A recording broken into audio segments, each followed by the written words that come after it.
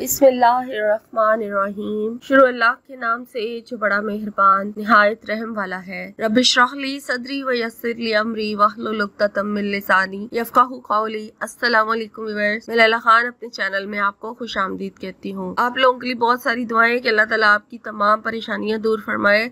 अल्लाह ताला हम तमाम उम्मत मुसलमान को अपने सिवा किसी का मोहताज न बनाए। अल्लाह हमारी दुनिया और आखिरत दोनों संवार दे और अल्लाह पाक हमारे सारे गुनाहों को माफ कर दे, आमीन। व्यूअर्स, आज मैं आपसे जो वजीफा शेयर करने जा रही हूँ ये नफल नमाज का अमल है और ये सलातुल हजात का यानी हजत के जो नफल अदा किए जाते हैं उनका अमल है। और इतना आज मैं आपको जो तरीका बताऊंगी नफल नमाज अदा करने का, इससे आपकी हाजत जो है वो फौरन पूरी हो जाएगी। ये इतना गारंटीड और कामयाब अमल है, आपसे शेयर करने जा रही हूँ। इस तरीके से अगर आप नफल नमाज अदा कर लेंगे तो आपका जो भी मकसद होगा, जो भी हाजत होगी, वो उसी टाइम पूरी होगी। और इस अमल का ये फायदा है कि आप नफल नमाज जो है जितनी मर्जी दफा पढ़ सकते हैं, ठीक है। अपनी बहुत सारी हाजत आपकी हैं, आप 2 रकात नफल नमाज की नियत करें, अपनी हाजत की नियत करें और फिर अल्लाह ताला से अपनी हाजत जो है उसका जिक्र करें, उसकी दुआ कर लें।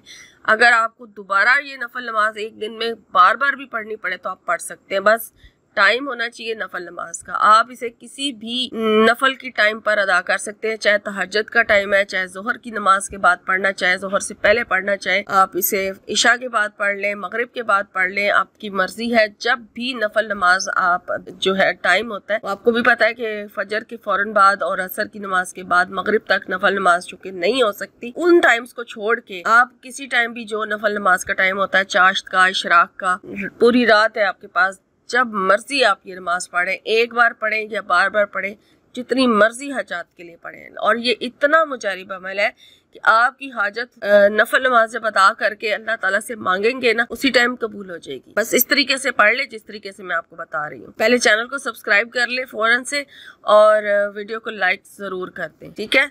और मुझे कमेंट करके बताएं कि आपको वीडियो कैसी लग रही है और शेयर जरूर कर दें किसी भी जरूरतमंद के साथ, किसी एक के साथ भी शेयर कर दें तो सदका जारिया में आप भी शामिल हो जाएंगे, आपको भी सवाब मिल जाएगा। तो आपने किस तरह से पढ़ना है नफल नमाज को, टाइमिंग वगैरह सब कुछ मैंने आपको बता दिया। बावजू होने के बाद अपने मकसद की नियत पहले कर लें और उसके बाद हाजत की नियत से आप जब नफल नमाज अदा करें, आपने शुरू किया सूरह फातिहा के बाद, सूरह फातिहा के बाद आपने जो सूरह इखलास है ना, इसकी तादाद पहली रकात में 10 रखनी है। 10 मरतबा आपने सूरह इखलास पढ़नी है। उसके बाद जब आप रुकू में जाएंगे तो रुकू में जो तस्बीह पढ़ी जाती है उसको आपने नॉर्मली 3 बार पढ़ी जाती है, लेकिन उसको आपने 11 मरतबा पढ़ना है, ठीक है। जो रुकू में तस्बीह पढ़ी जाती है उसको आपने 3 बार नहीं, पूरे 11 बार पढ़ना है। उंगलियों के पोरों पे साथ गिन लें और 11 बार उसकी तादाद पूरी कर लें। और उसके बाद जब सजदे में जाएंगे तो सजदे वाली जो तस्बीह है ना, उसको भी आपने 11 मरतबा पढ़ना है, ठीक हो गया। नॉर्मली हम लोग